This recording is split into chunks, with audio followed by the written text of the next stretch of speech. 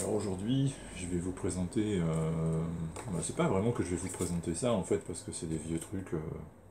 Ça remonte à 2013, donc c'est pas si vieux finalement. Ça remonte beaucoup plus loin en arrière, puisque c'était les années semic, carrément. En fait, je vais vous parler du kiosque. C'est qu'aujourd'hui en kiosque, c'est pas facile de trouver des comics.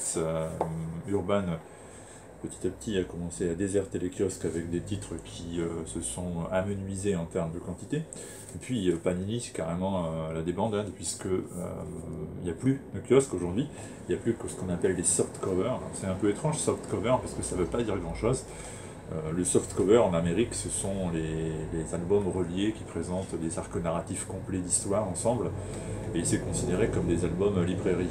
Or, les soft covers de Panini, ça reste finalement l'ancien format du kiosque, sauf qu'il est un peu plus luxueux, la couverture est un peu plus épaisse, et évidemment, le prix est un peu plus élevé, ça va de soi. Donc autrefois le kiosque c'était pas très cher, c'était le meilleur moyen pour lire des comics, on dépensait une vingtaine de francs à l'époque des francs. Ensuite, c'est passé à 4 ou 5 euros, et puis on avait 4 histoires, 5 histoires. Alors, bien sûr, parfois c'était un peu tout et n'importe quoi, parce qu'à l'époque où c'était Lug, mais aussi Semic, qui était l'éditeur en France des comics Marvel, bah, on avait du Spider-Man, du Alpha Flight, on avait du Iron Man, on avait du Avengers. C'est limite si jamais on n'aurait pas eu, et on a eu d'ailleurs à un certain moment des choses comme Puissance 4, Power Pack, qui se mélangeaient avec X Factor, qui se mélangeaient avec des récits très surprenants, Spider-Man, la carte des étoiles dans Titan. Bref, il y avait tout et n'importe quoi, et on faisait son choix. Alors aujourd'hui, ça n'existe quasiment plus, ça existe encore évidemment, mais je vous dis, sous forme de soft cover, c'est beaucoup plus cher, on dépense plus l'équivalent de 20 francs, mais on dépense désormais 7 euros et quelques, et puis Panini a annoncé que ça allait bientôt passer à presque 9 euros, et qu'on allait une fois de plus assister à un relaunch, c'est-à-dire qu'on va repartir du numéro 1, et on va avoir de nouvelles revues.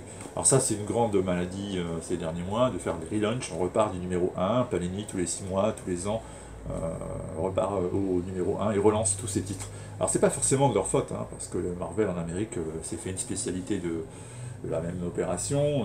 Un coup c'est le Fresh Start, un coup c'est les All New, All Different, donc c'est pas non plus que de la faute de l'éditeur, puisque les Américains, qui sont face à une baisse des ventes assez évidente et qui ont besoin de maintenir l'intérêt sur leurs titres, usent de ce stratagème, puis en plus c'est un stratagème que les personnes qui ne sont pas ultra spécialistes de comics apprécient.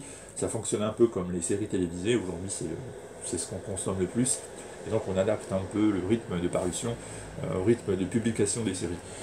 Moi je trouve ça à la limite, je trouve ça presque anecdotique, parce que j'ai des revues qui repartent au numéro 1, à la limite ça ne me dérange pas plus que ça, dans ma tête ça reste toujours la revue des X-Men, la revue de Spider-Man. Mais je vais être honnête avec vous, hein, de toute façon, je n'achète plus de kiosque depuis assez longtemps, premièrement. Et puis secondement, de toute manière, le kiosque est destiné à disparaître aujourd'hui, il faut être honnête. Alors c'est une erreur stratégique à mon avis, oui, pourquoi? Parce que certes, Prestalis, qui est le distributeur des revues kiosques en France, le principal distributeur, certes, Prestalis a fait un véritable chantage sur de très nombreux éditeurs, dont Panini, qui était à la base la décision euh, qui a poussé l'éditeur français donc à retirer ses billes du marché du kiosque. Et ça, je peux le comprendre tout à fait. D'un autre côté, c'était là que moi j'ai commencé à lire des comics à l'époque. J'avais pas beaucoup d'argent, c'est le moins qu'on puisse dire, et c'est là que j'allais en kiosque donc pour voler mes, pardon, pour acheter mes comics quand j'étais jeune. Je les achetais en les glissant dans la pochette ou dans ma veste et je sortais avec. Enfin, je veux dire, non, de temps en temps, je les payais aussi, soyons sérieux. Bref, c'est comme ça que j'ai découvert les comics, parce que moi, à l'époque, mettre 20 francs, 25 francs, vu la famille d'où je viens, c'était déjà une certaine somme. J'avais droit, je me rappelle, à mes 10 francs d'argent de poche par semaine, qui m'était offerte par mon grand-père, qui est aussi le responsable de ma passion pour la lecture, entre parenthèses. Et donc, bah oui, quand vous avez 10 francs d'argent de poche et ça coûte 20 francs une revue, il faut bien trouver une solution. Bref, c'est en kiosque que j'ai découvert les comics. S'il y avait eu que des albums librairie très chers comme aujourd'hui, bah vraisemblablement j'aurais pas pu, ça aurait été beaucoup plus compliqué. Donc c'est stratégiquement une erreur à mon avis de retirer ces billes du kiosque. J'ai fait le test l'autre jour, hein, de Nice jusqu'à la frontière italienne, ça représente 30 à 40 km, et il n'y a pas un seul kiosque Marvel disponible. À chaque fois que je suis allé voir ce qui se passe, même à la gare par exemple, je trouvais que des revues qui étaient vieilles de 3-4 mois en arrière, et je ne réussissais même pas à trouver du Marvel Comics en kiosque.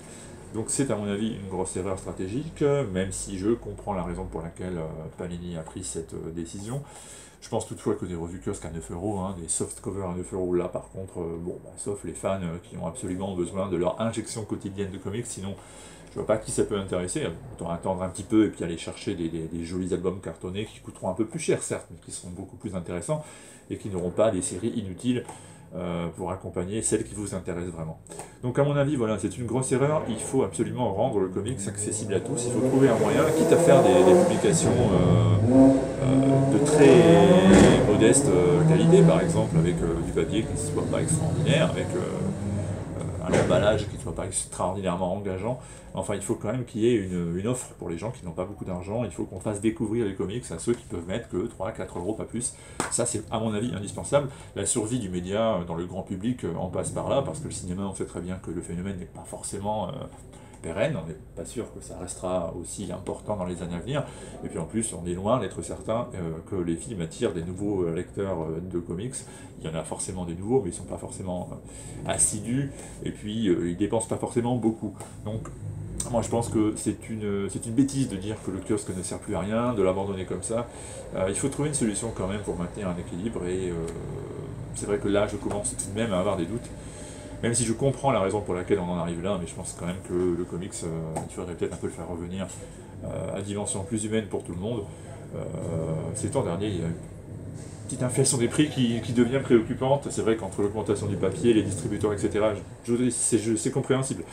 Néanmoins, on est en train de marquer un but contre notre camp à tous, et quand on va perdre la partie, il sera trop tard pour demander d'en rejouer.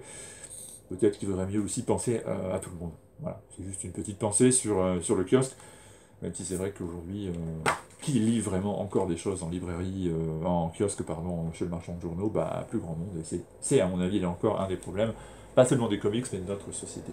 Voilà, sinon, bah, autrefois, il y avait des choses comme ça. Voilà.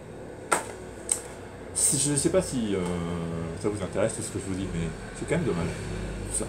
Ciao, bonne soirée.